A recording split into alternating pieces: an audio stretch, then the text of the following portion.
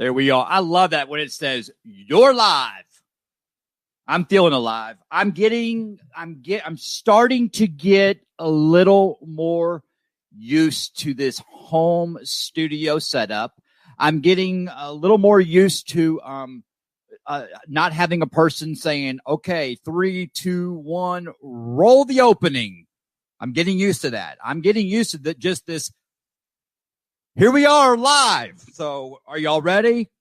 Here we go. Gather round, clowns. Michael Moulton, M to the Rock. We're coming to you live from Dallas, Texas, D-Town, the 214. I'm your host, Michael Moulton. Have we got a show tonight? Oh my goodness. We got one tonight. So y'all know what to do. Welcome Twitter. Welcome Facebook. Welcome everyone at iHeartRadio, Spotify, iTunes, SoundCloud, Anchor, Twitter, YouTube. Go subscribe to our YouTube channel immediately after the show. After the show, we need y'all to go subscribe to our YouTube channel and all that. Plus, we have a guest. Oh, my gosh. We have an incredible guest today, a great story. And when we get done, all of her links will be in our comments that you can go subscribe and follow. Yes, you ready? Mrs. Texas 2019, Joyce Morrison. She is backstage right now. She is signing autographs. She's on the red carpet, and the flashes are going everywhere. Listen, I'm just building the picture here. We got to really build this up, right?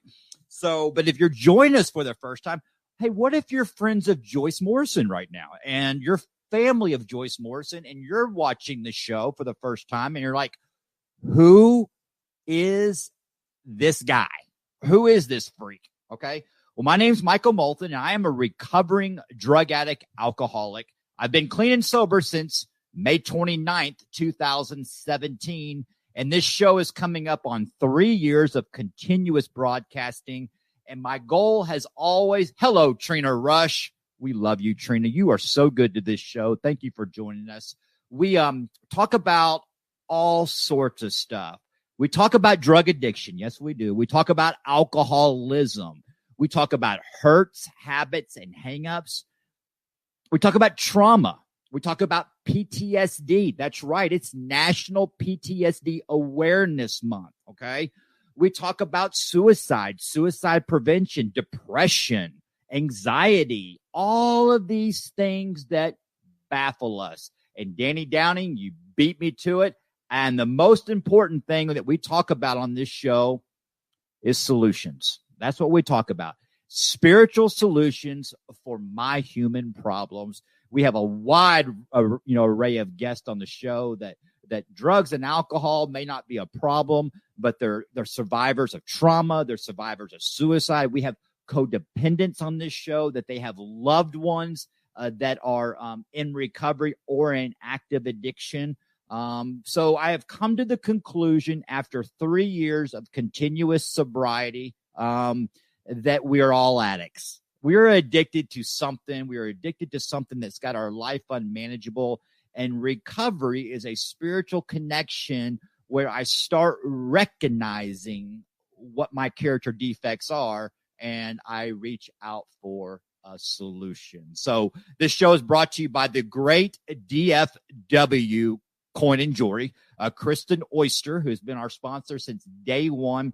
Kristen Oyster said, you make sure you tell Joyce Morrison that her and her husband need to come by my studio. So I'm going to tell her that. So he's actually located at right by the iHeartRadio studio. He's at Spring Valley and Midway. Spring Valley and Midway. Great studio. Kristen Oyster, DFW Coin and Jewelry, and Healing Springs Ranch.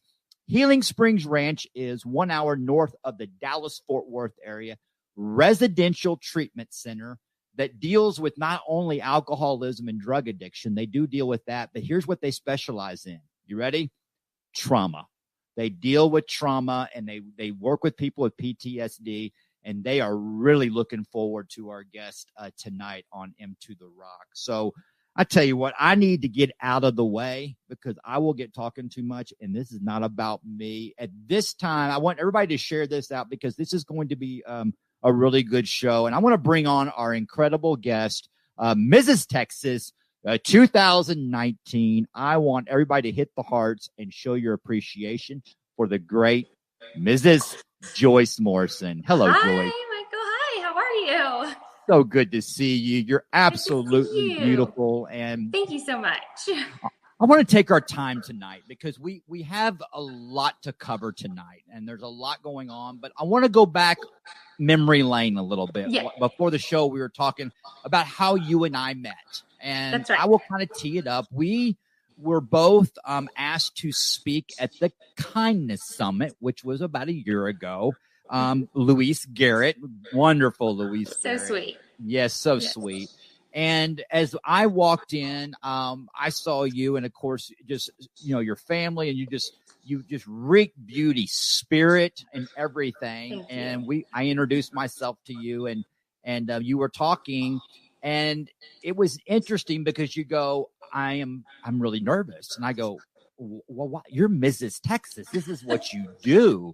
And it was interesting because you said, I'm about to embark on a conversation, which we'll hold later on the show, but I'm about to take some risk. I'm about to take some risk.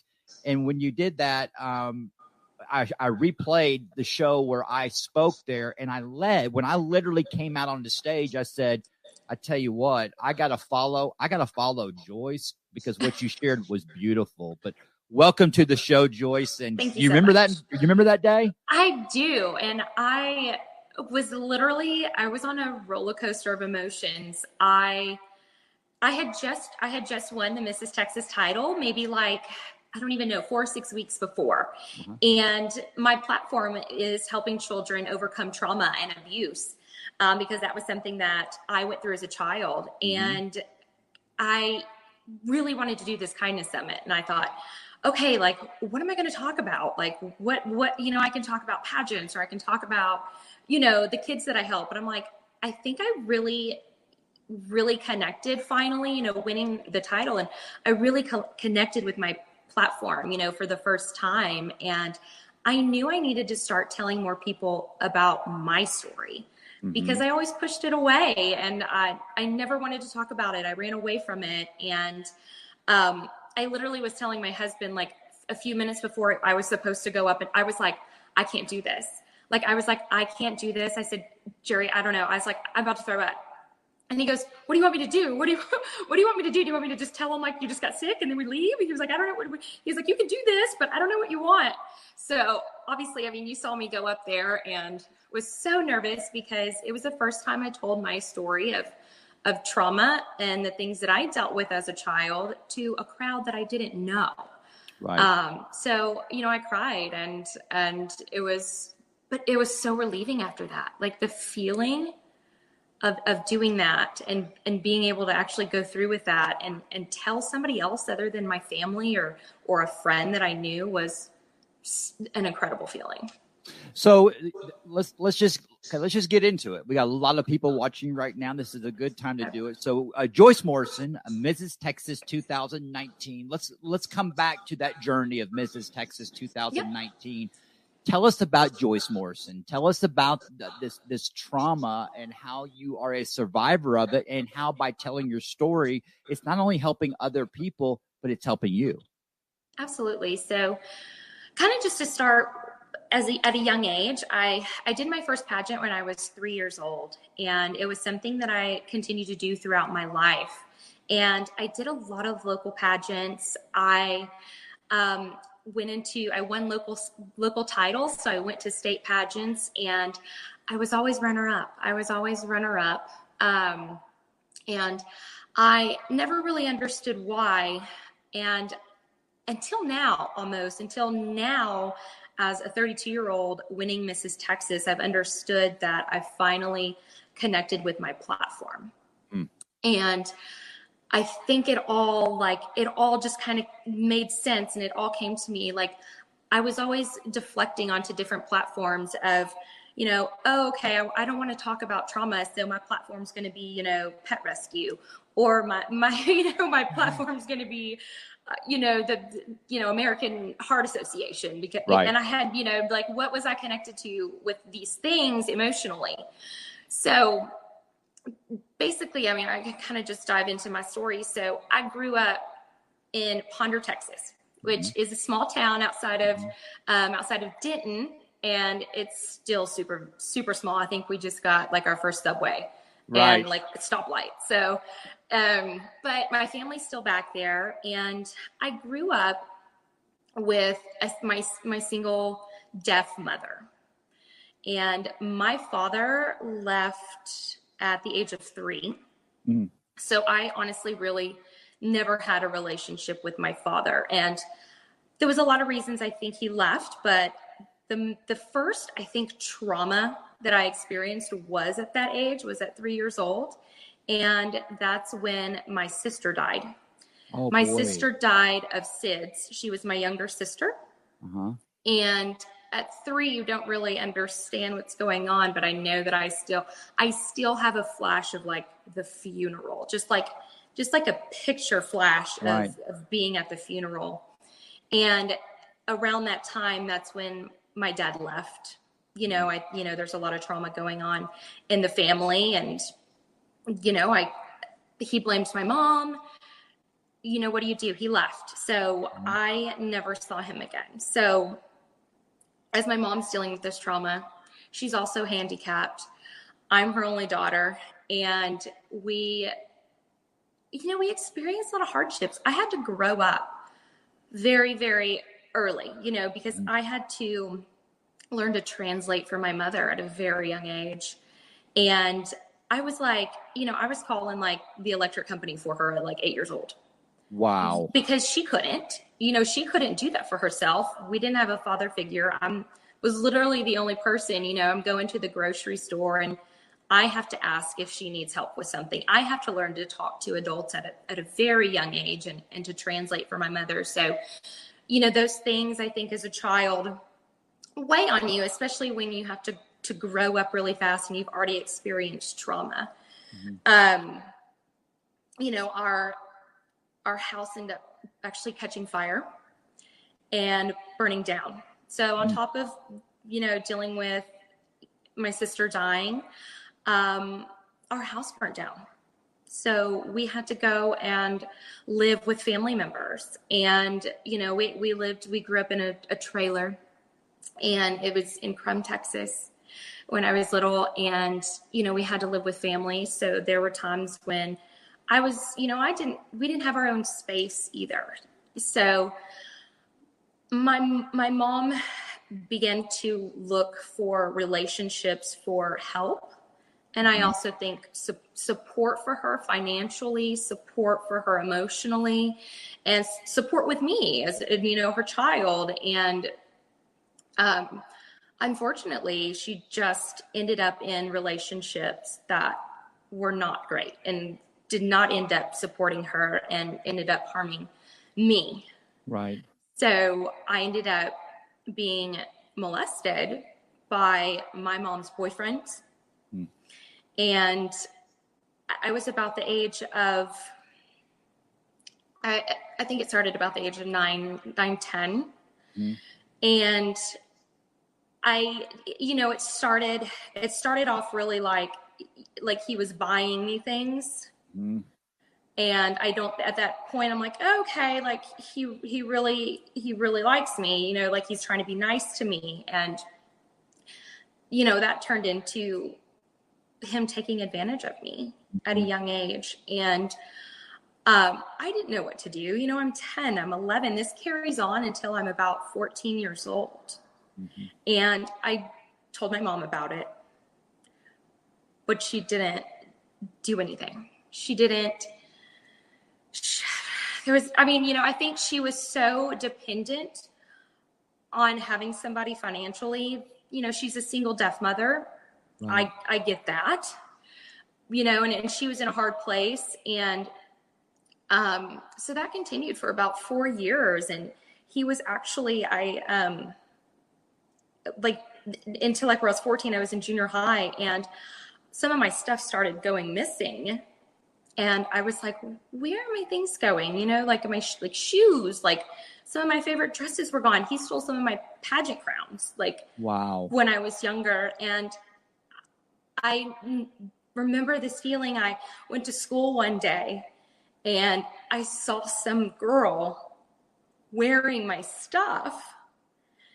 And I was like, oh my God, like, is he doing this to somebody else too? And like gifting him my things and like gifting them my pageant crowns. And like, I just remember that feeling. And I didn't know what to do. Like I was like froze, you know how much I just froze and saw somebody else wearing my things, that a girl I didn't know, you know? Well, if I can stop you for a second, Joyce Yeah. Morris, Mrs. Texas 2019, is joining us on M2 The Rock. And take a deep, Joyce, you're unbelievable. I mean, from the age of 3 to the age of 10. Wow. And the confusion that you must have felt. If people who are jumping on, just catching them up. At the age of 3, you lost your younger sister. And then at the age after that, your house burns down. You're a mom. You have a mom that's deaf and handicapped, and then she gets in a relationship with another man, and this man is violating you. And and now you're seeing people wearing your stuff at school, and the confusion is unbelievable. Now, for everybody that's listening, Joyce started telling the story a year ago.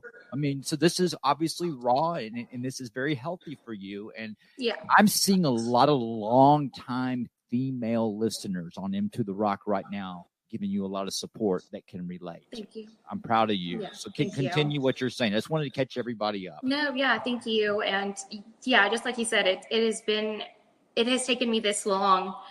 I mean, 30 years for me to even like feel like I could be in a place where I could talk about this. And I think I found pageants as an outlet to use that and use a platform and turn it into a positive thing. But to continue with my story, that continued when I was about, 14. I started really kind of acting out, like, just frustrated. I'm frustrated with my mom. I'm frustrated that she's not helping me. I'm frustrated with that I'm being taken, advantage of, and that I'm being violated. And I told my mom, I said, I have to leave. I'm 14 years old, right? Like, I said, I have to go live with like somebody else. I can't stay here in this house where he's stealing my things. So I end up leaving and going to move with my aunt. So I leave, I pack a bag, I leave most of my stuff there. There's not an extra room for me. I end up sharing a room with my cousin the rest of my high school career, at my aunt's house, like living out of just like what I can carry with me, so I've felt that almost homeless feeling in a sense too, of I didn't have my own space. Right. After I had left my room and my house. And, I think, that was another thing that I had to deal with trauma wise, because I didn't have a home. I had a father. I had somebody violating me. I had a mom that didn't help me. And now I'm like, thank God for my aunt, and she gives me a room that I can share with my cousin. And that's where I spend, the rest of my time through high school until I graduate and go off to college. So, dealing with all that. And it's just, gosh, it's so good to like be on here and be able to just talk about it, especially after the first time I, had an emotional breakdown, at the Kindness Summit. But, that's my story. And let me ask you something, Joyce. So you move in, with your cousin, okay? Mm-hmm. And a lot of us, and if you don't mind, if I can have, I'm gonna ask you some questions here, because this is what's interesting. This is what I'm curious about. Unfortunately, number one, I can relate to you personally, okay? I can relate to you. I also see, I can't speak for anybody else, but I can speak for Rachel Stacy, my fiance, who's watching right now. I see her logging in right now. She can relate to you, Okay. So you're not alone. So there's a lot of people doing this, right? Okay. Yeah. So, but what's interesting with you, what I want to hear about you is how did you manage this? I mean, because a lot of men and women who have trauma in their life, they search for visible things to make this invisible problem go away. Okay. Yeah.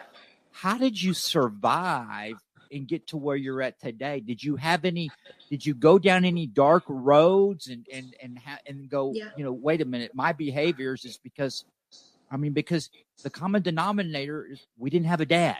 So where's that spiritual leadership in our household, and how did you find that?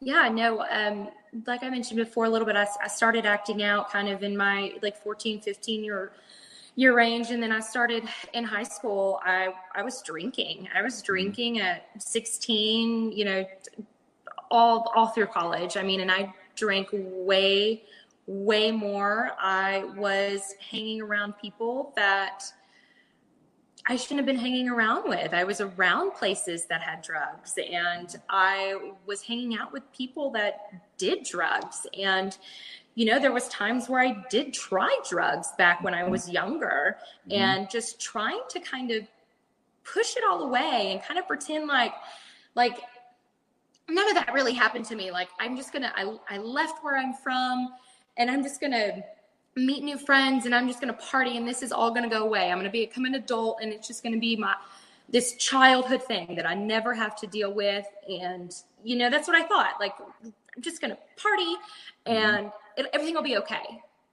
Well, obviously being around bad crowds and drinking all the time. I mean, I ended up throwing a party and it getting busted, and I was like, had to go to court, and, minor in conception and all that stuff. So there definitely was times that I was lashing out with alcohol and just hanging out with the wrong people and just not making great decisions and not doing things that I look back now and I'm like, who was I for that time period of when I was 16 to 22, that whole time period. I'm just like, oh my God, what was I doing? I can't imagine, but that's what I was doing. I think I was hiding and just trying to push everything so down and so far away that I thought it would just go away, and I would just be 21 or 22 and I would come into as a new person. Yeah. I don't know. That's what I think. A lot of us can relate to that. Melissa Caldwell Ingle, who is one of the co-founders of Healing Springs Ranch. And by the way, here, I'm already inviting you and your husband. I want to invite y'all out to Healing Springs Ranch because the ladies out there, the residents, need to hear your story. I mean, it's a beautiful story. And they talk about trauma. Melissa Caldwell Ingle is one of the best in the world in dealing with trauma. And you just described something that's so amazing, is that our brains process pain one way. It's that it doesn't categorize trauma, depression, anxiety, broken femur, leg, bone. Okay. It's all processed the same. So when alcohol and drugs hits my brain, what happens? The pain goes away. Right. So the trauma goes away, and I do more and more and more to make that pain go away. Right. And so that's very common, for people who fight trauma. And then we go get help, to undress to take care of the trauma. Yeah. Here's another question that's great. Is that so how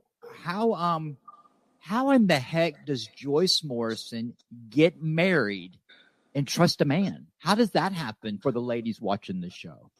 Yeah, I think I dealt with a lot of that in that same time period where I didn't respect myself in those younger years because I wasn't taught to. I didn't know how to, and I was only violated. So I didn't respect myself. And I also had trauma, and I had a hard time being, passionate with ex-boyfriends and back in the earlier times, because I honestly just didn't I didn't have the healthy,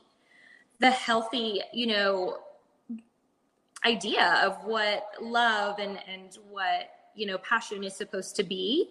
Well said. I definitely struggled with that. And, I I tell my husband now, I met him around when I was 23. And I think at 21, I don't know what happened. One day I woke up and I thought to myself, who am I? Where am I? And what have I done? What am I doing? And it was just literally as simple as me waking up one day, just being like, what am I doing? And I mentally thought, this isn't who I am. And I had to start building who I was and who I knew who I was and how I was raised by, my family and those values. And I was like, okay, I need to start being that person. And I left all that behind me. And I actually competed in a pageant again that year because I think that's a great outlet for me. And I think pageants are great. Sometimes they get a bad rep, but I think it's great if you're doing it for the right reasons. And that helped me. And I think pageants was a great outlet for me because I could talk to the judges about it and people could ask me, what is my platform? And it was actually okay to have a platform and have something that you were emotionally scarred about. And that's what your connection was. So yeah, I just woke up one day and it was just the weirdest thing. I just kind of looked at myself and was like, what is happening? What are you doing? What's your relationship with God? What's that like? I was raised in the Baptist church and, I'm very spiritual. Okay. I believe that I pray. I believe that there is somebody there that is watching over me. And, I don't talk to him a lot. I wouldn't say that my faith and I go to church every Sunday, but that's something that I've found a good place where I feel great and how I can talk to him in the way that I want to and when I want to. And I think that's important for me. And I think that's important for everybody to not feel pressure to, feel like you have to go to church to make this right or to make your wrongs right. You find your own way to talk. Maybe you don't want to talk to a priest. You just want to talk to God yourself, privately. So, I think we all have our own ways of kind of talking it out and I think that's help. Beautifully said. We talk a lot about on Into the Rock, a 12-step recovery program.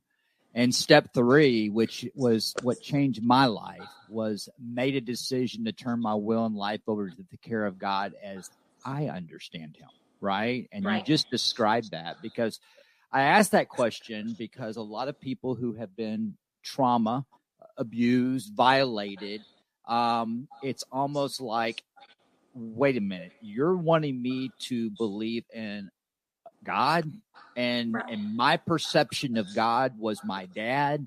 Well, that can be very confusing. And I wanted to ask that question and you handled that beautifully because there are a lot of people out there because I was that person that, listen, when people would say God, I think of church. No, I need a bigger God than that. Okay. If my sobriety depends on church, we're all going to the penitentiary. Okay? So I need a bigger God than that. So beautifully said. Let's talk about what you're doing today. We got Mrs. Texas 2019. What is Mrs. Texas? Yes. So I actually started competing as a Mrs. 2 years ago. I actually thought I was retired out of the Miss division. I did my last pageant at 20, 21, 22. And I was like, you know what? I've been doing this for a long time. I'm done. And then met my husband when I was 23 and we built a wonderful relationship since then. And once we got married, I came in contact with the pageant director and she's like, have you ever thought about competing as a Mrs.? And I said, no, actually, I never did. I never thought that I would go back into that, but I am so glad that I did. And I competed. This was my second year to compete. The year that I won, I actually competed in 18 as well. And it was my first year coming back. But it was my first year where I started working with a coach, just trying to get my story, to get my story out, and her help, she helped me kind of shape my story. I told her it, and she helped me shape it a little more eloquently in a pageant world. And I think that was very therapeutic. She was very helpful in, me being able to be here today or at the Kindness Summit and be able to tell my story and say it out loud. So she was somebody that helped me with that. And she continued to coach me those last 2 years and coached me to the crown last year. So that was really, really helpful. But the international system, and what I love about it, is that it's so platform based. And my platform is Rewriting Children's Futures, which is helping children that are faced with abuse, being bullied. And I think I think that is such a foundation of that sometimes we don't focus too much on as a society, is the children that don't have a voice, because we don't know what's going on with them because they don't know how to tell us. Wow. And these kids are now growing up dealing with trauma. And then we see all these issues that we're having in society today, these days, and prior to this year. And all I can think about is, did that person face trauma as a kid, and that's why this happened? Or and nobody knew, because children are so voiceless, unfortunately, and they just feel so helpless. I was there, I didn't know who to talk to. Right. And then these kids grow up, and it's just, what do? They're just thrown into society, and they're expected to just not have trauma and be able to function properly. And I think that's why I'm so passionate about my platform. I think I'm getting to know kids, and I'm working with organizations, and I want to be that person that a kid can feel comfortable talking to. And that's why I go and visit with them and tell them my story, and yes, hey, I was there. Like, if you ever need to talk to somebody, I know exactly what you feel, because kids don't have that. They don't have somebody telling them, I know exactly what you feel. So I just feel super connected to that platform and helping these children. And I think that's where we have to start. We really have to start to change our society. We have to listen to our children and talk to our children and help them through the trauma that they're facing. Let's talk about your platform a little more. What is the name of your platform, and for these children, and how people can follow it, be a part of it? I'm looking in the comments. You're moving a lot of people right now. And thank you. So I'm giving you permission to really talk about yourself. Okay. I'm giving you permission to really talk about this platform. I want to know all about it. Tell me. Absolutely. So I actually work really closely with a local organization, which is called Vogel Alcove. And if you're not familiar with it, it is actually a pre-education center and a homeless shelter for children. And they have children anywhere from 6 weeks to 5 years old full time. And then they have school-age children during the summer. Wow. So I have been working with them for 8 years. And I go, and what I love about this organization is they actually let you come in to the classrooms and play with the children, talk with the children. And, that's something it's hard to find, organizations where you get to truly connect with the person that you are helping. Right. So that's been an organization that's been really close to my heart. And we actually, with the company that I'm involved in, it's called Dead Soxy. So a project that I've put on to help raise money and help raise awareness for the children of Vogel Alcove and previous organizations. So we do the Sock It campaign. So the company's called Dead Soxy, and we had the kids, we did this whole project. So we had the kids at Vogel Alcove do a sock contest. Okay. So we told them, hey, you guys design your favorite sock, and we're going to pick 3 winners, and we're actually going to produce these socks, and the net proceeds are going to go back to Vogel Alcove to help these children, because a lot of these children, again, are facing trauma. Yes. They're facing domestic violence. They're facing homelessness. Yes. They're facing, single parent families. And it's just exactly the things that I went through. It's exactly what a lot of us go through. Mm-hmm. So that's a big project that I've been working on. And, the socks are officially live. They actually went live during all of Corona. So we obviously paused that, but it's something I'm really excited about. And we do have these wonderful socks that help the organization Vogel Alcove and help these children have the resources of counselors and health care and education on just healthy eating and how to handle, violence and domestic abuse, if that's something that they're dealing with, and homelessness. Let me ask you a question. To help, what you're doing is outstanding. And by the way, Crystal Morgan is on here watching the comments. She introduced me to Vogel Alcove. Okay, great. Crystal, you have, please, Crystal, in the comments here on Facebook, and for people who are listening across the radio stations and Twitter, but Crystal, right now, go ahead in the comments and put Vogel Alcove's website or whatever information you want to. The comments are open.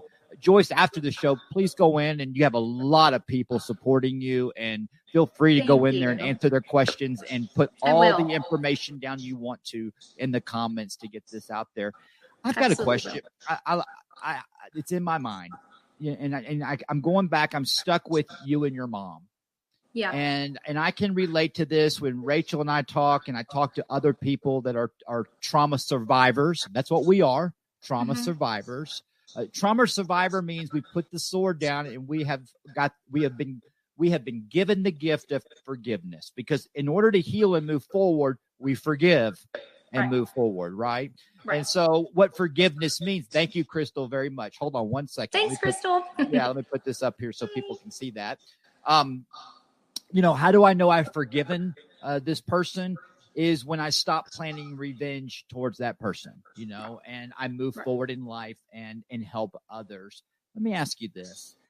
People who are watching right now, let's say that there is a single mom watching right now, and their child comes up to them and says, I am being violated. Something is happening to me that's not okay. What is your suggestion or advice to that mom? I think you have to believe them. I think it is a very rare occasion that a child makes something like that up, that is truly trauma. One, it's embarrassing to almost say, and then to actually say that to somebody and they don't believe you or they don't want to help you, you feel even more helpless than before when you said it. You're like, oh my God, I said it out loud, and now what? Like, now I really don't have. So you just please, listen to your kid and take them to a counselor. Take them to another family member and talk it out with another family member. Get more adults involved. Don't get to the bottom of it. Because even if it is a lie, it is coming from somewhere, and it is coming from something that is hurting them. Yeah. So you just have to take it seriously. You 100% have to take it seriously. Yeah. So that's take it seriously, and we take action immediately. And I've actually worked with some females that can relate to this. And I heard something. This may sound. And I get it. Is I heard someone say this, and I nodded my head. They said, I was scared to go to that person because I was scared of being left and abandoned and being alone. I think they get so wrapped up in having that relationship with that man, having their child. It's almost like a dissociation. They disassociate from the event and say, this will go away. Right. Yeah.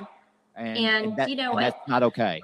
It's not okay, and to be honest, I still feel like I'm building back to that pre-trauma relationship with my mother. I was, of course, so close to her. I mean, it was just me and my mom growing up, and I'm still building that back up, because for me, having to move out of my home and not be acknowledged and not be taken seriously, it was a hard thing. And then I obviously pushed that away, and through those teenage years of my life and the early 20s, I was just pushing those feelings away too, of almost like, gosh, like if she would have just listened to me, maybe, things would have been so different moving forward, or it would have stopped sooner, or So I'm not going to lie. I think that's a journey that I'm still on, is Yeah. building that back and being there with my mom. So how's your mom doing? Are y'all have a relationship today? Yes. We do. We talk, and we're around each other for holidays and everything. So no, we're good. That's great. But it's still, I think there's still a little bit there, and I don't know if that it ever goes away. I don't know if it does, but I'm working on it, and it's all I can do.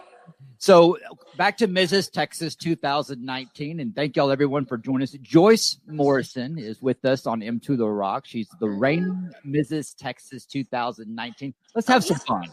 I know, only for like 6 more days, guys. So really? 6 more days? Okay. This is my grand finale interview, and I'm so happy Michael invited me on. So I do pass the crown on Sunday. Oh, awesome. So what's that look like? How does that work? You know what? So we are actually doing a virtual pageant just to go with the theme of this year.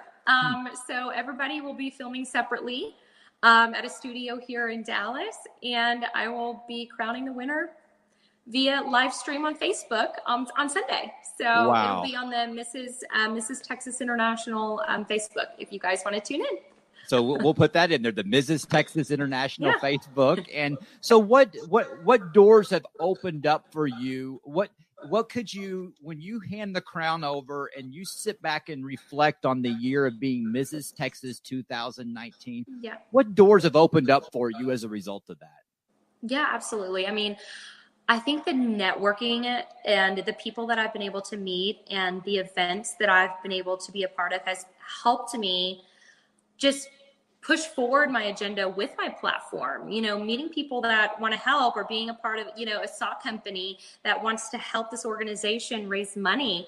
I really ultimately think I feel so happy and I feel so content ending my reign. And I feel like this whole 32-year life cycle of me being in pageants and me experiencing trauma and just finally being able to share my story as Mrs. Texas. And I finally won a state pageant. I think it's just, I'm kind of closing that pageant chapter, and I'm excited to do that, and I look forward to the next chapter. I'm going to continue helping the organizations that I work with, like Vogel Alcove, and continue to build that Socket Foundation for other organizations. And I want to find organizations that want to be a part of the Socket campaign, and would love to introduce that to them as well. Will you be a mentor for the new Miss Texas 2019, or you just kind of move out of the way? No, absolutely no. I love the international system so much, and I want to continue to be a part of it. I'm planning on actually going to nationals again to support some of my girlfriends that are competing this year. And I'm absolutely. We stay together. We're sisters. There's only been 30 Mrs. Texas International, so there's 30 of us. That we stay sisters, and we're connected through that, through pageantry. So that's neat. Well, so you have children? I have a stepdaughter. A stepdaughter. So your stepdaughter. Okay. So your stepdaughter, there's no doubt that today's times are different. We kind of talked about this before the show. As a matter of fact, we had Joyce Morrison booked for last week.